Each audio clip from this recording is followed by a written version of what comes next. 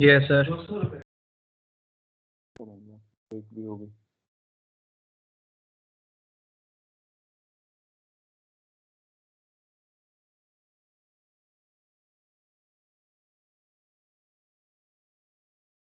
This was our system.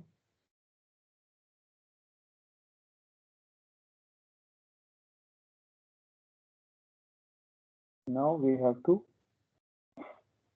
decompose it into a combination of all pass and minimum phase systems. पहले सबसे पहले इस system को देख लीजिए, इसके पोल्स एंड जीरोस कैसे प्लेस्ड हैं।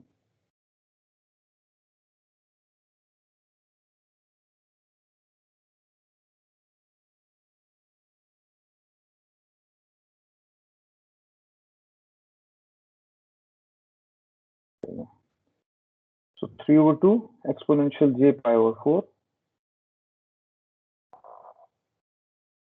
So my zeros are at these locations. So this is pi over 4 angle. ये मेरे दो zeros हो गए, and pole is placed at z is equal to 1/3. So here we have a pole at 1/3.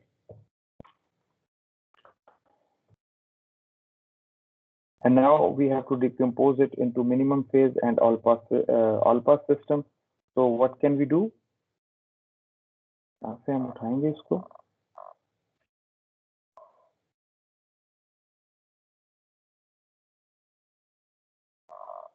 पहला step हम क्या कर सकते हैं?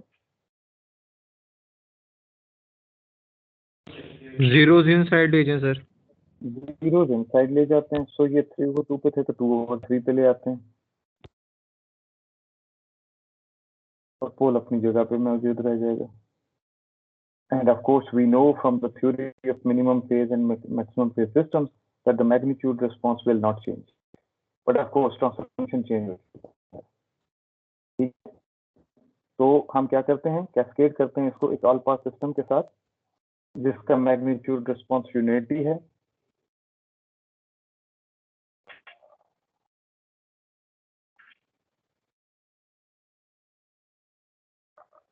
जी जनाब, अब क्या होगा इन पर्टिकुलर लोकेशंस पे, क्योंकि ये दो जीरोस मैंने इधर ऐड किए हुए हैं। So if I place two poles here, 2/3 locations पे 2/3 exponential plus minus j pi by 4 इसकी locations पे मैं ये place कर दूं, और what should I do? और क्या काम करना है मुझे? इसको ऑल पास बनाने के लिए मुझे इसकी कॉम्प्लेक्स कॉन्जुगेट रेसिप्रोकल लोकेशन पे जीरोस प्लेस करना है। So this is a z plot for an all pass system. This is a z plot for a minimum phase system. और जब हम इन दोनों को कंबाइन करते हैं तो ये जो दो पोल्स हैं ये इन दो जीरोस को कैंसिल आउट कर देगा। नेट इफेक्ट क्या होगा? ये पोल जो है ये 1/3 पे पड़ा हुआ है, ये 1/3 पे पड़ा है। ये दो जीरोस जो हैं ये 3/2 पे पड़े हुए हैं, तो ये आपका 3/2 पे पड़े हुए। So the net effect of these two systems, one of them is minimum phase system, the other one is all pass system, that would be similar to this one. Questions please.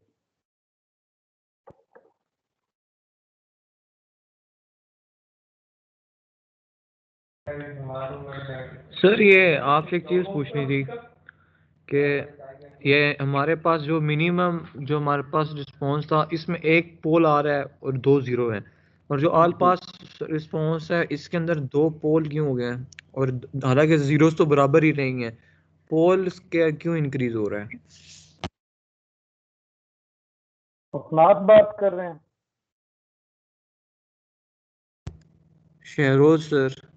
Sheroz, अच्छा शेरोज बेटा, it has nothing to do with the poles, number of poles and number of zeros.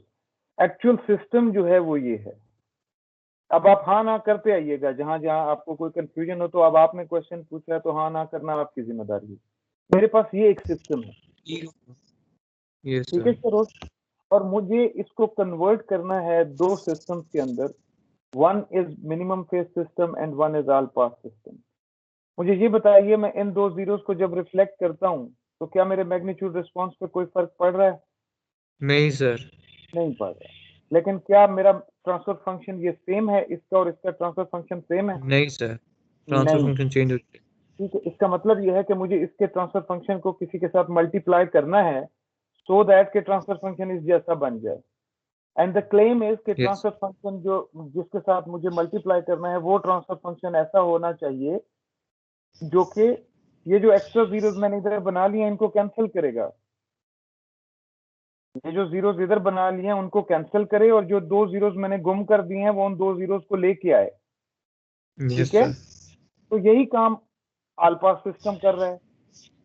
In 2 zeros को cancel करने के लिए ये 2 poles लगाए हैं और इनकी रेसिप्रोकल लोकेशंस पे which were actually the locations of the zeros in my actual system वो उनको लगा दिया है।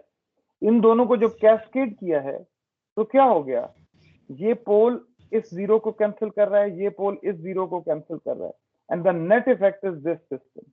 हो सकता है इसके अंदर 4 जीरोस होते, ठीक है, सही हो गया तो सर. आपको उसका इस डायरेक्ट इसके साथ कोई ताल्लुक नहीं है। आपने इसके जीरोस जो एक्स्ट्रा जीरोस लगाए थे उनको कैंसिल करने के लिए आपने ये पोल्स जो है ना ये आपने बनाए। ये आलपास सिस्टम की डेफिनेशन से ये पोल आए हैं that whenever the poles and zeros are located at conjugate reciprocal location of each other, the magnitude response will be flat. That's the definition of all pass system. सही हो गया sir. करो, ठीक है बेटा? Yes, sir. Okay. Now let's move to the application of this all pass system कि किस तरह से हमें all pass system फायदा देता है practical applications में। Suppose मेरे पास ये HF of Z है और ये जो मेरा एक filter है, suppose it's a low pass filter. It can be a high pass filter, it can be a band pass filter, but we are supposing that it's a low pass filter. But the problem is that it has a non-linear phase response. अगर ये non linear phase response है तो फिर इसका मतलब है कि group delay जो इसका है वो नॉन कांस्टेंट होगा, और अगर नॉन कांस्टेंट है इसका ग्रुप डिले तो इस बात का मतलब है कि different frequency components will be delayed with different उनके साथ बिहेवियर होगा, डिफरेंट डिलेस के साथ वो आउटपुट पे आएंगे, and as a result of that in particular application like music and sound speech के केसेस में आप डिस्टॉर्शन जो है वो फेस कर रहे होंगे। सो हम ये चाहते हैं कि हम इसका जो ग्रुप डिले है उसको हम कांस्टेंट करें। तो इसका नॉन लीनियर फेज रिस्पॉन्स है ये अब हमें पता है। तो मुझे एक चीज का और पता है कि अगर मैं ऑल पास सिस्टम के साथ इसको कैस्केड करूं तो मेरा फेज रिस्पॉन्स जो है सॉरी जो मैग्नीट्यूड रिस्पॉन्स है वो चेंज नहीं होगा, क्योंकि ऑल पास सिस्टम जो है इसका मैग्नीट्यूड रिस्पॉन्स जो है वो यूनिटी है। तो इन दोनों के कैस्केड में मेरे मैग्नीट्यूड रिस्पॉन्स पे कोई फर्क नहीं पड़ेगा, because this is a low pass filter, तो ये इसका जो आउटपुट है यहाँ पे भी मेरा लो पास फिल्टर ही रहेगा, क्योंकि इसने कोई फर्क नहीं किया। सपोज अगर लो पास फिल्टर था और इसको मैंने मल्टीप्लाई किया है कैसे फिल्टर के साथ जिसका रिस्पॉन्स ये था, तो as a result of that मेरा मैग्नीट्यूड रिस्पॉन्स में कोई फर्क नहीं पड़ेगा और वो लो पास फिल्टर ही रहेगा। लेकिन जो एडवांटेज हम ऑब्टेन करेंगे दैट वुड बी कि इसका नॉन लीनियर फेज और इसका नॉन लीनियर फेज इस तरह से हम डिजाइन करें इस फिल्टर को सच दैट कि इसका जो नॉन लीनियर फेज था वो लीनियर हो जाए at least in the zone of interest, and zone of interest जो है मेरा वो ये है जहां से फ्रीक्वेंसीज पास आउट हो रही हैं, बाकी ये फ्रीक्वेंसीज तो वैसे ही अटेन्यूएट हो रही हैं या मेरा इंटरेस्ट नहीं है। मेरा जोन ऑफ इंटरेस्ट जो है वो लोअर बैंड है जहां पे मेरी फ्रीक्वेंसीज पास आउट हो रही हैं। तो मैं चाहूंगा कि इस जोन में मैं लीनियर फेज ऑब्टेन कर लूं सो दैट कि मेरा ग्रुप डिले जो है वो कांस्टेंट हो जाए और वो जो डिस्टॉर्शन इस फिल्टर के आउटपुट पे मैं ऑब्जर्व कर रहा था इस फिल्टर के आउटपुट पे, वो इस फिल्टर की जो रिजल्टेंट फिल्टर है उसकी आउटपुट पे मैं ऑब्टेन ना करूं। So that was the core of the problem. अच्छा जी, अब मुझे ये पता है कि अगर I am interested in knowing the frequency response of the complete system, that would be the magnitude response of this system multiplied by magnitude of this system which I have done here. Okay, and the group delay will be the group delay of this system plus the group delay of this system. ठीक हो गई बात? इसमें कोई confusion है आपको बेटा? No, sir. So suppose मेरे पास ये सिस्टम है, ये सिस्टम एग्जांपल आप पहले भी देख चुके हैं, इसको हमने कल भी देखा है। सो इस सिस्टम के अंदर क्या है, इसके अंदर 3 जीरो पड़े हुए हैं। जो लास्ट टर्म आपने लिखी थी उसमें पहली टर्म के साथ माइनस नहीं आएगा? कहाँ पे बेटा? क्योंकि जो हमारे पास ग्रुप डिले जो होता है नेगेटिव नहीं होता। नहीं, ये कैस्केडिंग ये कैस्केडिंग की वजह से आया हुआ है बेटा। ग्रुप डिले, मैं कंप्लीट ग्रुप डिले अब इसकी बात कर रहा हूँ। देखिए वो होता है यूं कि अगर एच एफ ऑफ जी की मैं बात कर रहा हूँ तो H F of G is sum A F G divided by B F G. तो एच एफ ऑफ जी का जो ग्रुप डिले है that is phase response negative of the derivative of this phase response of A F G, AZ ठीक है, और फिर negative और वो प्लस हो plus जाएगा plus D yes D B sir. Of of B F D. वो इसके अंदर की बात हो रही है, Yes sir. इसके अंदर की बात हो रही है ये सही है जो सर. बात, ठीक है, और फिर इसके अंदर की बात हो रही है एंड कैस्केडिंग हो रही है, तो इनका ग्रुप डिले जो है वो हम एड अप करेंगे। सही ठीक हो गई है बात? Sir. Yes sir. Great great, जबरदस्त। चल, ये अब हमारे पास एक फिल्टर है, suppose it's a low pass filter, और यहाँ से नजर आ रहा है कि ये लो पास फिल्टर है, बिकॉज इन लोअर फ्रीक्वेंसीज में आप देखें तो पोल पड़ा हुआ है, तो यहाँ पे आपके पास ये दो पोल्स जो हैं ये रेस्पॉन्स को हायर लेवल पे रखेंगे और ये जीरोस जो हैं ये डिप दे रहे हैं, ठीक है। So it's a low pass filter. या मकसद आप पोल जीरो प्लॉट से आप आइडेंटिफाई कर सकते हैं कि आपका रेस्पॉन्स किस टाइप का है, पीक्स कहाँ पे पड़ी हुई हैं, नल्स कहाँ पे पड़े हुए हैं। सो ये मेरे पास एक जीरो है, z इज इक्वल टू -1 पे, this one z is equal to -1 पे रखा हुआ है, और फिर यहाँ से कॉम्प्लेक्स कॉन्जुगेट जीरोस हैं जो ये रखे हुए हैं। और इसी तरह से अगर हम पोल्स की बात करें तो 0.683 पे एक पोल है, रियल पोल है, और कॉम्प्लेक्स कॉन्जुगेट पोल्स हैं, वो यहाँ से आप रूट्स फाइंड आउट करेंगे तो आपको ये मिल जाएंगे। So what is the magnitude response?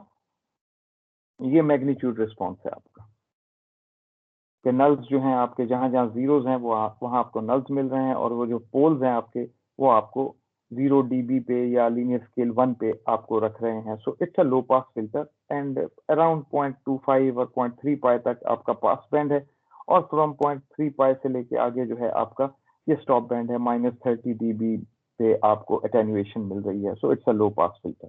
चलेंगे आगे चलते हैं, फेज रिस्पॉन्स देखते हैं। This is a phase response you had already seen yesterday. ये उसी फिल्टर का फेज रिस्पॉन्स है, और highly non linear, and we are interested कि कम से कम इस जोन में जो है ये जो आपका पास बैंड था, यहाँ से आपको पता है ये मेरा पास बैंड है, ये मेरा पास बैंड है, तो इस जोन में एटलीस्ट मुझे जो ग्रुप डिले है वो मुझे कांस्टेंट मिले। बट अगर मैं इस चीज को देखूं तो ये सिचुएशन है, तो यहाँ पे तो मुझे ये मैं इसको यहाँ लेके आया हूँ, तो यहाँ पे अगर मैं देखूं तो of course the group delay is highly non constant. ठीक, तो मुझे इसको कॉम्पनसेट करना है, तो कॉम्पनसेट करने के लिए क्या किया मैंने, इस फिल्टर को उठाया, इस ट्रांसफर फंक्शन को उठाया, ये इधर का ट्रांसफर फंक्शन है, so I have cascaded it with some all pass system, and I know that all pass system जो है वो क्या करता है, उसमें जीरोस और पोल्स जो हैं वो कॉन्जुगेट रेसिप्रोकल लोकेशंस पे मौजूद होते हैं, और मेरा मैग्नीट्यूड रिस्पॉन्स यूनिटी होता है। So the magnitude response will not change, but zeros and poles इस तरह से प्लेस किए सच दैट कि मेरा 0.3 पाई तक एटलीस्ट जो है ना मेरा जो फेज रिस्पॉन्स है वो लीनियर हो जाए। सो ये वाला मेरा ग्रुप डिले था, ये इससे रिलेटेड है ग्रुप डिले। यहाँ पे देखिए नेगेटिव स्लोप है बहुत ज्यादा, तो as a result of that इस पर्टिकुलर जोन में आपको ग्रुप डिले ये नजर आ रहा है, which is highly undesirable low pass filter की इस रेंज में, क्योंकि ये वो वाली फ्रीक्वेंसीज थी जो कि पास आउट हो रही थी 0.3 पाई तक, और वो जो सैंपल्स हैं वो आप देख रहे हैं कि डिफरेंट डिलेज के साथ वो पास आउट होंगे, विच आई डोंट वांट। सो मैंने उसे कैस्केड किया। अब ये मेरा फेज रिस्पॉन्स है, कंपनसेटेड फेज रिस्पॉन्स है। सो इसको अगर आप देखें तो 0.3 पाई तक ये वही जंप्स लगे हुए हैं, बट अदरवाइज अगर आप इसे देखें तो it's linear now, almost linear है। और ये मेरा कॉम्पनसेटेड, ये मेरा अनकॉम्पनसेटेड फेज ग्रुप डिले था, ये जो आपको नजर आ रहा है नीचे वाला दिस वन, और ये मेरा कॉम्पनसेटेड ग्रुप डिले है। और इस केस में देखें तो अराउंड 18 का आप जो तमाम सैंपल्स हैं जो कि पास बैंड में हैं वो सारे 18 के ग्रुप डिले के साथ डिले हो रहे हैं, which is a very good thing. Questions please. So that's the advantage of our all pass systems के किस तरह से हम उन्हें कैस्केड में यूज करते हैं और अपना ग्रुप डिले जो है वो उसे कॉम्पनसेट करते हैं। क्वेश्चंस बेटा।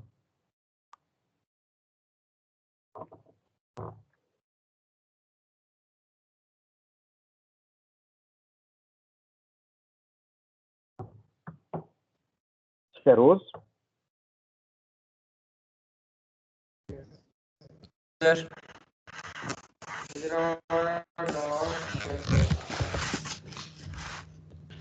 अगर सही टाइम पे करें सुबह तो शाम को ये सर ये क्लियर है ये चीज, चले आगे। सर थोड़ी सी कंफ्यूजन है ग्राफ वगैरह की, बट दोबारा लेक्चर देखेंगे। जी बोले, जो कंफ्यूजन है वो बोल दें, ताकि मैं अगर इस वक्त आपको कुछ हेल्प कर सकता हूं तो I will be doing.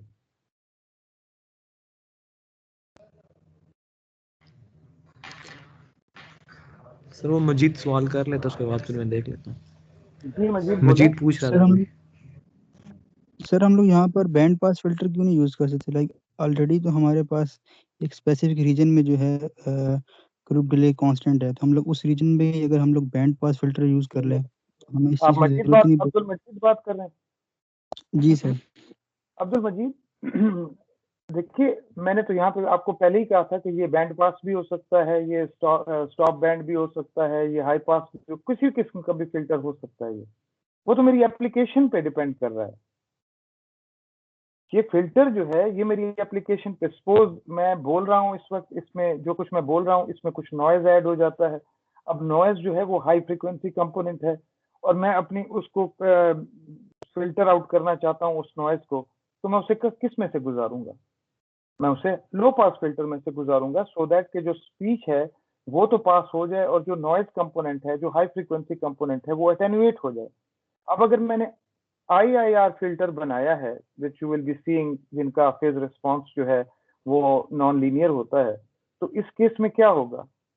Low pass filter था, उसने फ्रीक्वेंसी कंपोनेंट मैग्नीट्यूड रिस्पांस में तो अटेन्यूएट कर दिए, लेकिन क्या हुआ कि ग्रुप डिले जो है उसका नॉन कांस्टेंट हो गया, और नॉन कांस्टेंट होने की वजह से मजीद कुछ और डिस्टॉर्शन इंट्रोड्यूस हो गई। So as a result of that, this IIR filter, impulse infinite impulse response filter, which was a low pass, वो मेरी रिक्वायरमेंट थी वो मैग्नीट्यूड रिस्पांस में तो फुलफिल कर रहा है, लेकिन एक्चुअली उसका नॉन लीनियर फेज रिस्पांस की वजह से ग्रुप डिले का जो इशू आया है उससे और डिस्टॉर्शन आना शुरू हो गई है।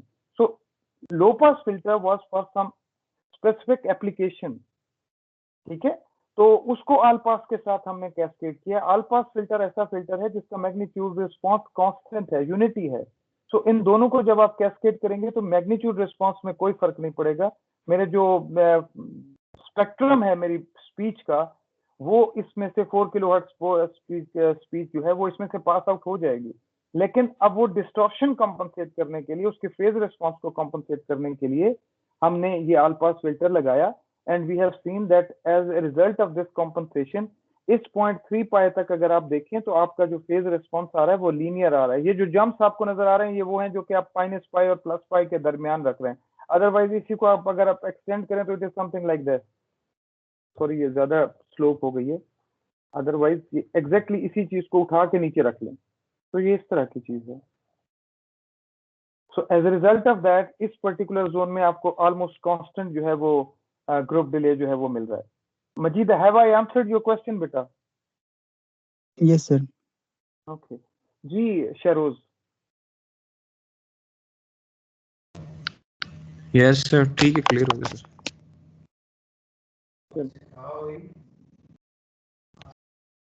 Now let's move to linear phase filters. And linear phase filters are the filters with linear phase, and of course it's highly desirable because we are interested in the filters which are linear phase, क्योंकि मेरा group delay constant होगा, और group delay अगर constant है तो मेरा I will be having outputs without any distortion. Great, ये मेरी रिक्वायरमेंट है। चलें, लेट्स सी कि what is the expression for linear phase filters, and in fact you have been watching these filters in chapter number 2 as well, but we will be seeing it in more detail here. So HF omega or HF exponential j omega, it's the same thing, just a notational change. So HF omega जो है, that is HM of omega exponential minus j alpha omega. HM of omega is the magnitude response. यहाँ से magnitude response आ रहा है और यहाँ से phase response आ रहा है। This is a real quantity that can be positive or negative, and when we are interested in knowing the magnitude response, तो ये only positive होगी ये चीज, ठीक है? Okay, and exponential minus j alpha omega is indicating my phase response is exponential j के साथ जो भी चीज रखी होगी वो मेरा phase response होगा. So in this case my phase response is minus alpha omega, and if I am interested in plotting that, तो ये मेरा minus alpha की slope के साथ ये मेरा phase response है जो कि plotted है, ये इसका phase response plot हुआ होगा. Generalized expression की तरफ अगर हम जाएं तो it is the same thing, h of omega is equal to hm of omega, but now it is beta minus alpha omega. We will be seeing what is beta in terms of phase. बेटा जिसका mic on है वो please बंद कर दे. और अगर हम इसको प्लॉट करने के लिए जाएंगे, now the phase response is sir CR ने कहा कि आपको कोई 10 बजे याद करवाना है, पता नहीं क्या है, उसने मुझे ये नहीं बताया. वो कहता मैं कोई काम से जा रहा हूँ, सर ने कहा था कोई 10 बजे याद करवाना. किसने कहा था? सर सीआर ने कहा कि सर ने कहा है कि 10 बजे याद करवाना है. मुझे ये नहीं पता क्या याद करवाना है. चलो तुमने भी तो कहीं आधी बात है जो याद करवानी थी, मुझे तो वो भी अब याद नहीं है, बट हाँ चलें ये मैं बता देता हूँ. आपकी असाइनमेंट जो है वो अपलोडेड है और वो उसकी ड्यू डेट जो है वो संडे नाइट है 12 o'clock. यही चीज थी मेरा ख्याल है याद कराने वाली. Okay, so now the phase response is beta minus alpha omega, and if we are interested in plotting that, the slope is same, minus alpha की slope है जो इसकी slope थी, but now the intercept is introduced. This intercept introduced, now it is passing through this beta, and we will be seeing कि ये beta जो है ये क्या role play करता है. Okay, now the important question is, now that we have understood that our expressions for our linear phase filters will be in this form, whether it's a simple linear phase or generalized linear phase, but important thing is how to achieve these linear phase characteristics. Okay, so chapter 2 में हमने देखा था हमारे पास एक impulse response है suppose h of n, और इसमें हमारे पास steps जो हैं वो ये हैं, और मैं interested हूँ इसके frequency response में. तो इस केस में we know that h of omega is equal to h of exponential j omega, it's the same thing. तो क्या होगा DTFT की जो आपका एक्सप्रेशन है, it is h of exponential j omega, it is from यानी आप sample value from minus infinity to infinity h of n exponential minus j omega n. So we are using the same thing. Now your limits are 0 to 4, and क्योंकि magnitude 1 है h of n का, so it is 1, and exponential minus j omega n. This is coming from the definition of the DTFT, और इसको expand किया है तो it is 1 plus exponential minus j omega plus exponential minus j2 omega plus exponential minus j3 omega plus exponential minus j4 omega. इसमें से हमने common लिया है exponential minus j2 omega, and the expression is changed into this form, and this is the same example we did in chapter number 2, and finally we have ended up this thing. 1 इन दो term से आया 2 cosine omega, और इन दो term से आया 2 cosine 2 omega. That is my hm of omega. ये जो चीज आपको नजर आ रही थी, this is hm of omega. तो ऑफ कोर्स जब ये चलेगा तो ये पॉजिटिव भी है नेगेटिव भी है, लेकिन जब मैग्नीट्यूड रिस्पांस लेते हैं तो फिर इस तरह की चीज बन जाती है. एंड दैट्स माय, यहाँ से फेज कंपोनेंट एक्सपोनेंशियल j वाली जो टर्म्स हैं ये मुझे फेज मिलेगा, and alpha is 2. And remember यहाँ पे देखिए सेंटर ऑफ सिमेट्री जो है, in fact that is your alpha. Phase response आपका है -2 ओमेगा, और ये जो आपको 2 नजर आ रहा है that is in fact the centre of symmetry. और यहाँ पे गौर से देखें तो जो आपने कॉमन लिया है वो भी एक्सपोनेंशियल माइनस j2 ओमेगा लिया है, जो सेंटर ऑफ सिमेट्री वाला जो पोर्शन था वहां पे लिया है. ठीक, तो ये आपका एक हमने एग्जाम्पल की थी, it's a linear phase filter. चलें अगली एग्जाम्पल एक और देखते हैं, and you can do it with this expression as well, कि आप ये वाले फार्मूले से भी आप फाइंड आउट कर सकते हैं, and you will be seeing that the phase response is same, exponential minus j2 omega, and that's your hm of omega. And remember that this is similar to this thing. अगर आप plot करें तो ये दोनों expression same है. ये cosine की terms में आंसर आपके पास है hm of omega, और ये साइन की टर्म्स में है, but if you plot it that would be a similar kind of thing. इसी तरह की चीज आपको मिलेगी मैग्नीट्यूड रिस्पांस में. ग्रेट.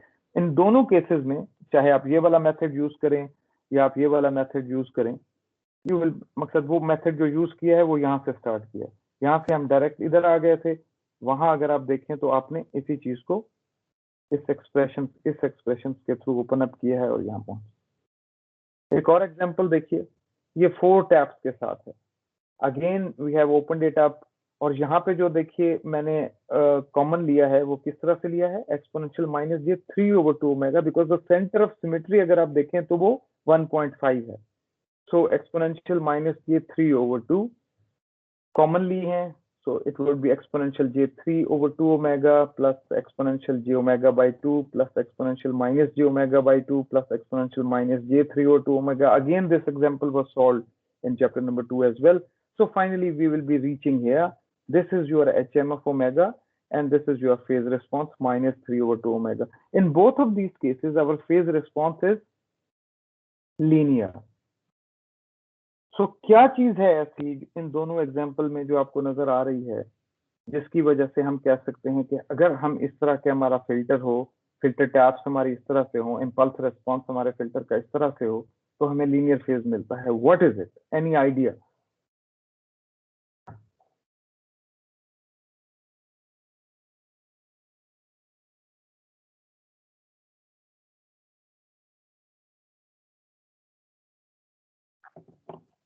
अब्दुल मजीद, शहरोज, अरसलान,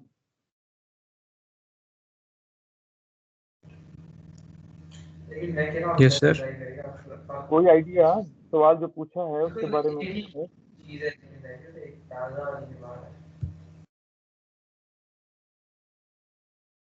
बेटा, it is the symmetry in the coefficient amplitude. अगर तो ये देखिए दोनों तरफ, इस सेंटर ऑफ सिमेट्री के आप दोनों तरफ देखें तो आपको टैप्स जो हैं वो सिमिलर नजर आ रहे हैं, एम्पलीट्यूड 1 है। यहाँ पे भी आप देखें सेंटर ऑफ सिमेट्री जो भी है उसके दोनों तरफ आपको टैप्स जो हैं वो सेम नजर आ रहे हैं। So it is the positive symmetry जो है वो आपको नजर आ रही है। So we can say that imposing symmetry और एंटी सिमेट्री अभी हम देख लेते हैं। On the filter coefficient we can get filters with linear phase characteristics. तो आपने दोनों एग्जांपल देखी सिमेट्री की जिसमें आपको लीनियर फेज कैरेक्टरिस्टिक्स जो है वो नजर आ रहे हैं। So we can say that whenever our HFN will be equal to HF2 alpha minus n, and now what is alpha? Alpha is in fact the slope of your filter. Alpha is slope वही है जो कि delay है, slope वही है जो कि group delay है, slope वही है जो कि सेंटर ऑफ सिमेट्री है। These are all the same things. Group delay है, स्लोप है, डिले इन द सैंपल्स है, सेंटर ऑफ सिमेट्री है, इट्स द सेम थिंग। देखिए यहाँ पे आपके पास जो डिले है वो 2 है। अगर आप इसका फेज रिस्पॉन्स प्लॉट करेंगे तो आपको जो स्लोप मिलेगी वो -2 की मिल रही है। यहाँ पे आपने 2 का डिले दिया हुआ है, जो ग्रुप डिले है इसका वो 2 ही है। सो ये आपको सारी चीजें जो है ना ये आपस में कनेक्टेड हैं, आपको जो नजर आ रही है। टाइम डोमेन में जितने सैंपल्स का आपने डिले किया था टू मेक इट कॉजल, वही आपका स्लोप है और वही आपका phase response with respect to omega जो है वो आपको मिल रहा है। सिमिलरली हियर 1.5 का डिले है इसके अंदर, सो दैट्स द स्लोप। ये -1/2 का स्लोप जो है वो -3/2 का स्लोप जो है वो आपको मिल रहा है। तो this expression is for even symmetry. So h of n is equal to h of 2 alpha minus n, or we can write that alpha is what? Alpha is equal to n minus 1/2, where alpha n is number of tabs. ठीक है, तो इस case में अगर आप देखें तो इस पर्टिकुलर केस में आपके पास n जो है वो 5 है, इस केस में आपके पास n जो है वो 4 है। तो इस केस में अल्फा जो है वो क्या हो जाएगा? 4 minus 1 divided by 2, which is equal to 3/2. This is 3/2. This is 3/2. इस केस में जाएं, n is equal to 5, तो अल्फा क्या हो जाएगा? n minus 1/2, which is 4/2, which is 2. This is 2. This is 2. This is 2. तो आपस में रिलेटेड हैं। तो आपका जो ग्रुप डिले है दैट इज स्लोप कह लें, अगर आप प्लॉट कर रहे होंगे तो वो स्लोप जो है वो आपको नजर आ रही होगी। तो अगेन आपकी बुक में n-1 जो है वो m के इक्वल है, तो कंफ्यूज होने की जरूरत नहीं है, just a notional change. m जो है you can write it in the form of m और you can write it in the form of n। n is number of taps, और अगर सपोज इस केस में हम देखेंगे तो m जो है that is n minus 1 which is 4, इस केस में m जो है दैट इज 3. तो कंफ्यूज करने की इसको आपस में जरूरत नहीं है. So what does this, so whenever you will be having h of n is equal to h of n minus 1 minus n or h of 2 alpha minus n, you will be having even symmetry, and as a result of that you will be having linear phase characteristics. So what does it mean? ये देखिए ये condition है h of n is equal to h of n minus 1 minus n. Suppose n is equal to 5 है, तो h of n will be equal to h of 4 minus n. तो क्या बात हो रही है, h of 0 जो है that should be equal to h of 4. Suppose h of 0 was equal to a था, तो इस केस में h of 4 should be equal to a. h of 1 अगर b था उसका एम्पलीट्यूड, तो h of 3 should be equal to b as well. और h of 2 को अगर आप देखें तो वो h of 2 ही हो जाता है, 4 minus 2 is equal to 2. So 5 taps में आपको इस तरह की चीज नजर आनी चाहिए फॉर इवन सिमेट्री. और अगर आपके पास 4 taps हैं तो h of n should be equal to h of 3 minus n, because ये कंडीशन है h of n is equal to h of 2 alpha minus n या h of n minus 1 minus n, because alpha is equal to n minus 1 over 2. ठीक है, या alpha is equal to m over 2. It's the same thing, all these expressions. So h of n is equal to h of 3 minus n. Now your n was 4, so 4 minus 1 minus n is 3 minus n. If h of 0 is equal to a, then h of 3 must be equal to a for even symmetry. And if h of 1 is equal to b, then h of 2 must be equal to b to have even symmetry. So this is an example of even symmetry. And if we are interested in having odd symmetry, for n is equal to 5, h of n must be equal to minus h of n minus 1 minus n. So negative sign lag gaya for odd symmetry. So in this case, h of n must be equal to minus h of 4 minus n. So in this case, मैं अगर चाहता हूँ कि h of 0 जो है, if that is equal to a, then that should be equal to minus h of 4. अगर h of 1 जो है that is equal to b, that should be equal to minus h of what, 3, and of course h of 2 will be equal to, जो भी आप terms बना लें, c बना लें, तो that would be equal to h of 2.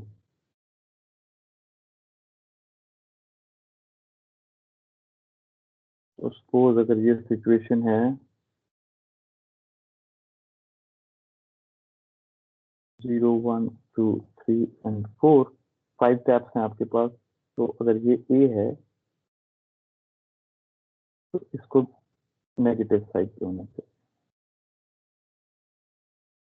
अगर ये b है, यहाँ नेगेटिव हो गया, तो ये b है तो इसको ये नेगेटिव होना चाहिए. तो कौन सी ऐसी वैल्यू है जो इसको सेटिस्फाई करेगी, c की कौन सी वैल्यू है जो इसको सेटिस्फाई करेगी, h of 2 is equal to minus h of 2? Sheroz,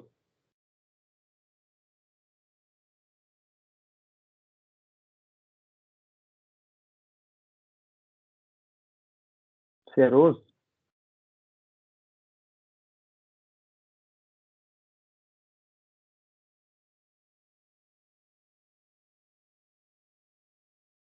कोई साहब हैं? Good. So that should be equal to 0. Similarly, we can work for n is equal to 4 as well. So in that case, h of n will be equal to minus h of 3 minus n. So h of 0 will be equal to minus h of 3, and h of 1 will be minus h of 2. 0, 1, 2 and 3. So ये किस तरह के samples होंगे? Suppose अगर ये अगर मेरे पास a है 0 पे, तो 1, 2 and 3, तो इस केस में मेरे पास ये माइनस a होगा, और अगर ये b है तो ये minus b. So that's the example of odd symmetry, and that's the example of even symmetry. In fact, आपके जो असाइनमेंट है that is related to this thing कि आपने किस तरह से फ्रीक्वेंसी रिस्पॉन्स और मैग्नीट्यूड रिस्पॉन्स जो है वो फाइंड आउट करने और प्लॉट करने। जी बेटा, एनी क्वेश्चन रिगार्डिंग दिस?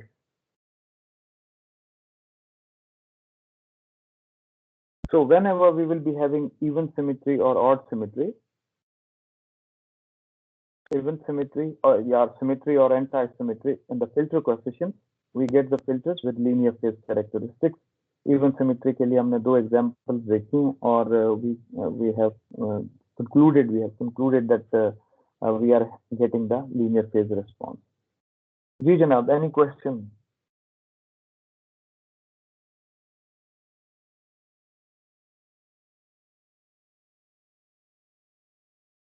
बेटा कुछ हाँ ना कुछ तो बताओ, बैठे हुए हो, चले गए हो, किधर हो?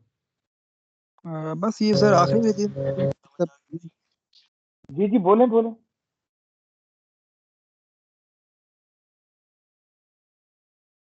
हेलो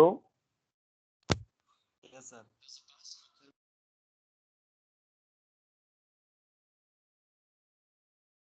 जी बेटा बोले।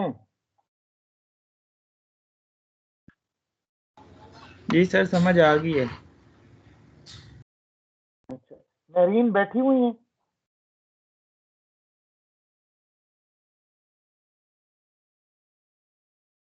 मेरीन ने एक एग्जांपल पूछी थी, अगर वो बैठी हुई है तो मैं सॉल्व कर देता हूँ।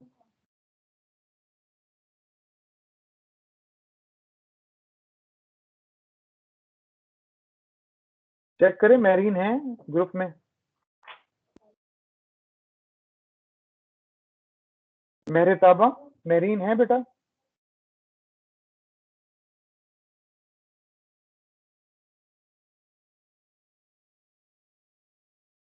Yes, sir. जी बेटा, मेरीन बैठी हुई है?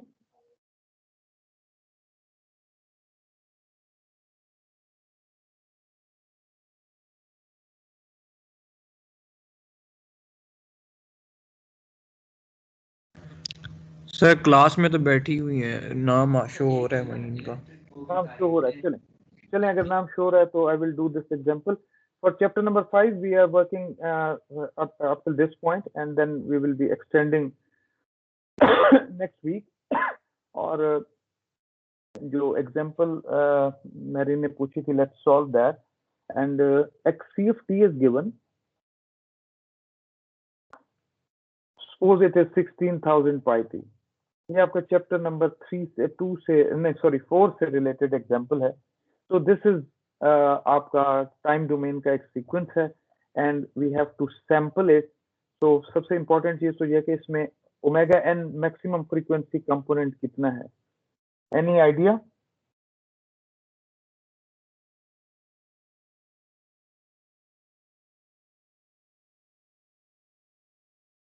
Omega n is radians per second, so it is 16,000 pi radians per second. और अगर मैं f of n की बात करूं, हर्ट्ज में बात करूं, तो इनफैक्ट ये जो सिग्नल होता है दैट इज 2 pi ft की फॉर्म में होता है। सो यहाँ पे अगर मैं इसको करूं तो दैट इज 8 किलो हर्ट्ज जो है f of n। But now we will be tackling in omega, तो कोई ऐसा मसला नहीं है। Now the Nyquist criteria demand कि मैं अपने इस सिग्नल को सैंपल करूं greater than 2 omega n which is 32,000 pi radians per second। अगर मैं इसको इस रेट पे सैंपल करूंगा तो there will be no aliasing when I will be reconstructing this signal back। but suppose करते हैं मैं इसको सैंपल करता हूं 12,000 pi t पे, तो it is clear from here, sorry pi t नहीं, pi radians per second, so it is clear that there will be aliasing। अब जो मेरा ये वाला सिग्नल है, इसका अगर मैं स्पेक्ट्रम की तरफ जाऊं तो how the spectrum will look like?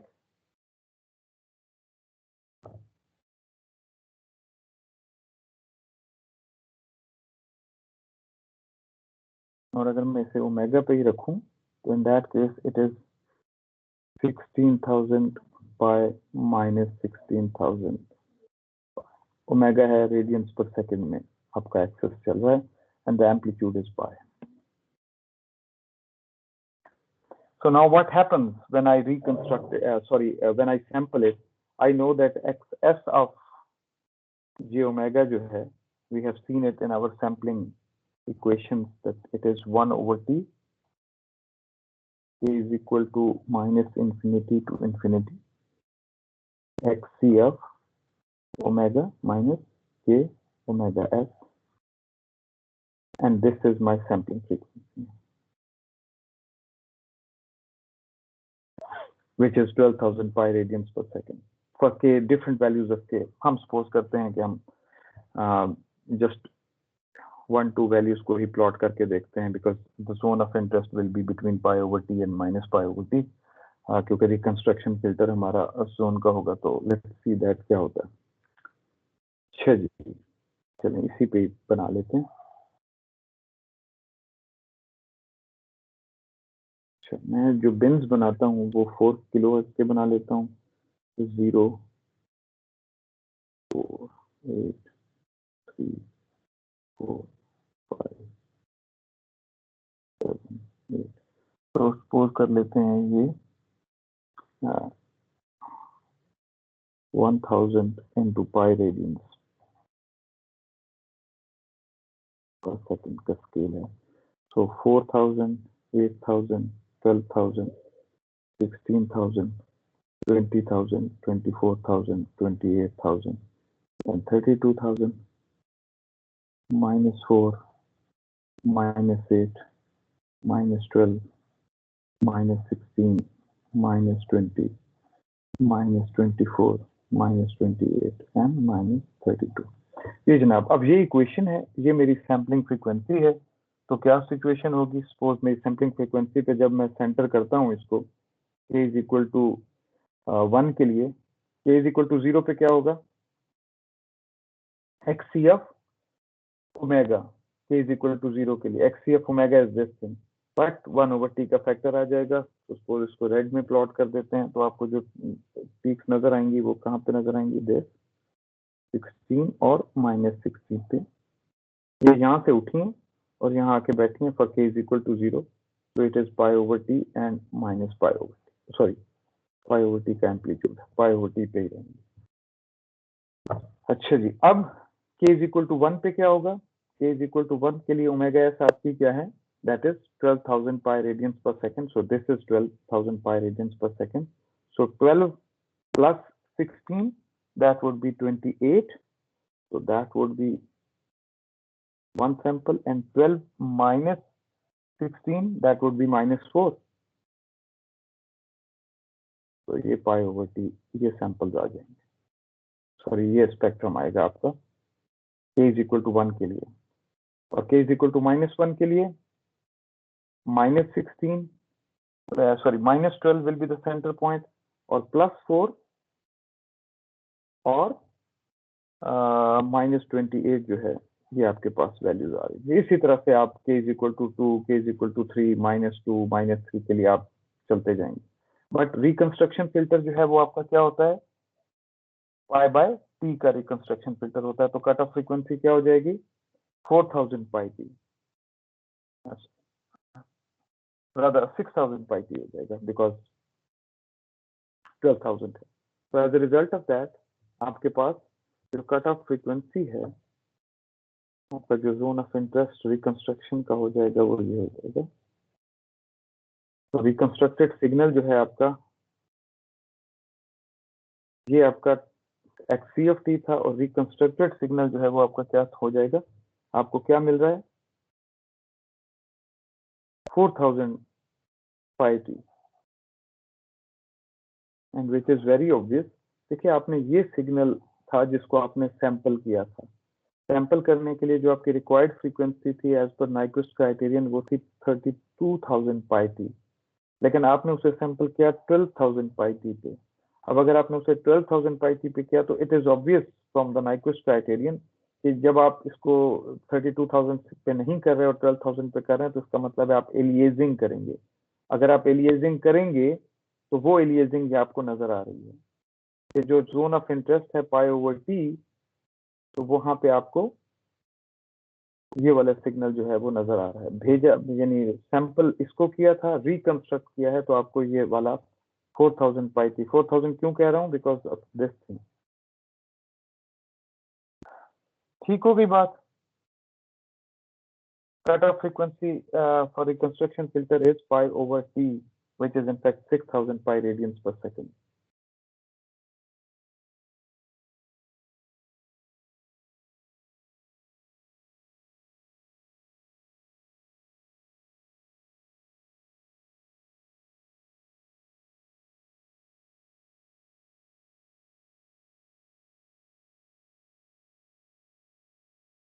It is pi over t.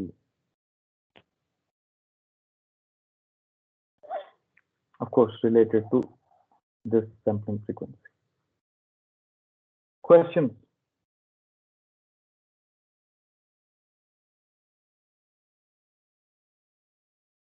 Any question, beta? Mehreen, are you sitting? Yes, sir. ठीक है, clear है? जी sir. Great. Okay, we are stopping it here. And inshallah ta'ala, you will be working on your assignments, and I hope you will be doing it on your own, because that would help you.